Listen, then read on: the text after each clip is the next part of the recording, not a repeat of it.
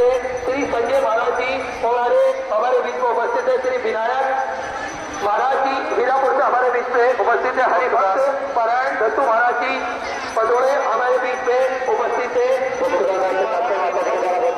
उपस्थित है तालुक कारवा डॉक्टर निकुंज हमारे बीच में उपस्थित है। हमारे बीच में उपस्थित है गजेंद्र महाराज हमारे बीच में उपस्थित है। तुषार अमृतसर जी ओमनगर कारवा आरएसएस हमारे बीच में उपस्थित है। बहुत बहुत बधाई। माता जी को बहुत बहुत धन्यवाद। नासिक से तुषार अमृतसर जी आरएसएस से शिवाजी प्रधान किशनकर भाड़े पठाराम जी महाराज गांव से मजदूर संघ से प्रभाकर भानुसुरे काका जलगांव से मजदूर संघ से प्रवीण अमृतसर जी हमारे बीच में उपस्थित है।